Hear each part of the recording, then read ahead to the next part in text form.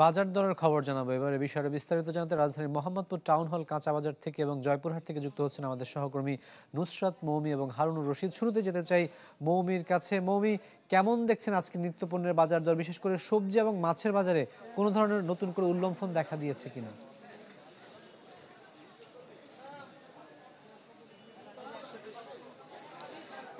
আমি এখন আছি রাজধানীর মোহাম্মদপুর টাউন হল কাঁচা বাজারে।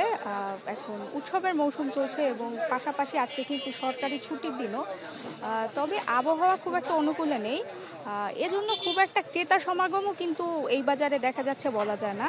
এবং আর একটা কারণ হয়তোবা বলা যেতে পারে যে খাদ্যপণ্যের চড়া দাম।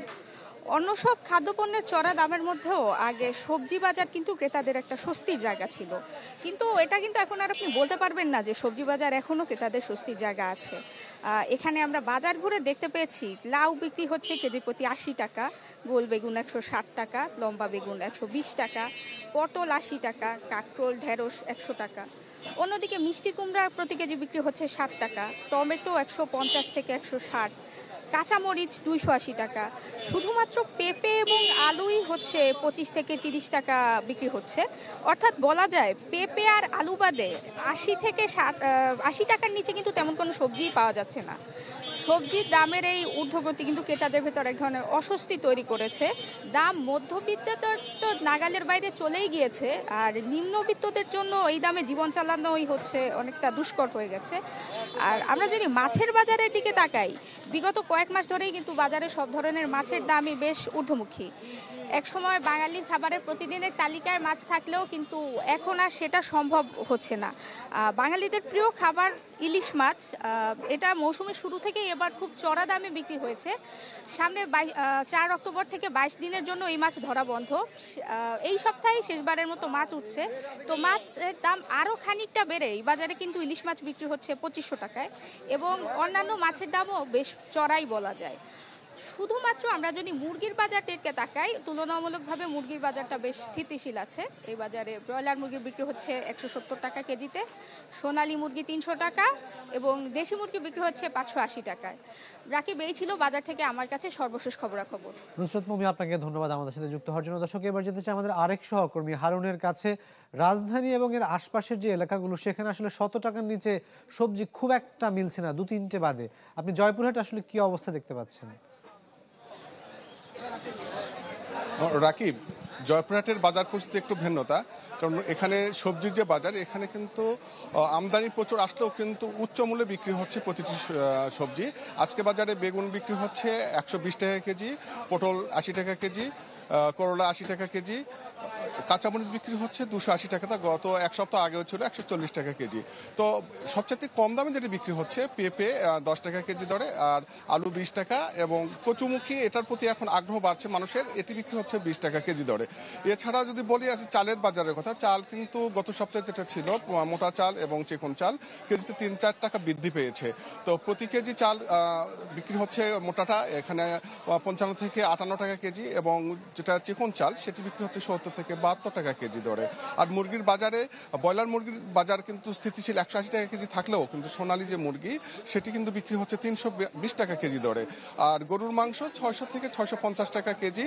আর এখানে আটার দাম কিছুটা কমেছে, গত সপ্তাহ থেকে 4 টাকা 5 টাকা, চিনির দাম কমেছে এরকম 4 টাকা 5 টাকা কেজি কমে এখন বিক্রি হচ্ছে 98 থেকে 100 টাকা কেজি দরে।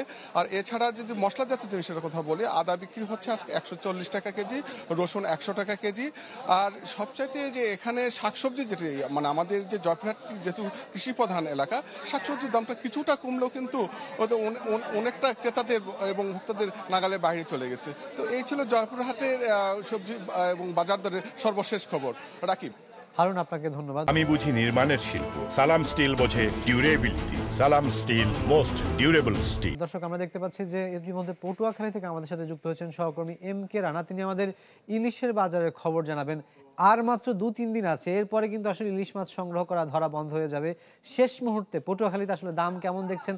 সাধারণ মানুষ এখনো কি কিনতে পারছে ইলিশ?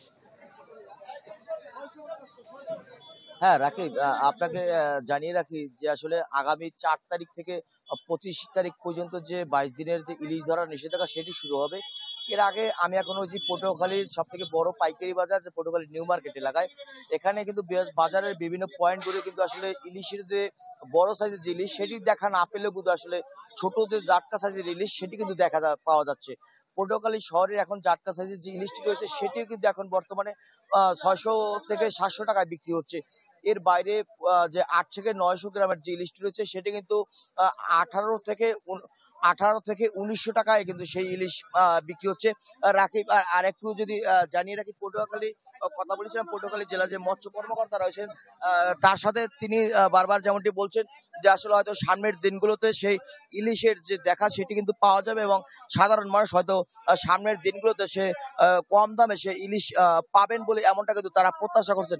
এর বাইরে কথা বলেছিলাম স্থানীয় ব্যবসায়ীদের সঙ্গে, তারা যেমনটি বলছেন যে আগামী 4 তারিখ থেকে যে ইলিশ ধরার নিষেধাজ্ঞা শুরু হবে, 22 দিনের নিষেধাজ্ঞা শুরু হবে, সেটি শুরু হওয়ার আগে কিন্তু আসলে কোনোভাবেই যেন ইলিশের দাম কোনোভাবে যেন কমছে না। ফলে কিন্তু সাধারণ যে ক্রেতারা রয়েছে তারা বড় সাইজের ইলিশের স্বাদ নিতে কিন্তু এখনো ব্যর্থ হচ্ছেন, এমনটাই বলছেন কিন্তু ক্রেতারা। এরপরে জাটকা ছোট সাইজের যে ইলিশগুলো রয়েছে সেটি নিয়েই কিন্তু তারা সাধারণত যে ইলিশের স্বাদ সেটি গ্রহণ করার চেষ্টা করছেন।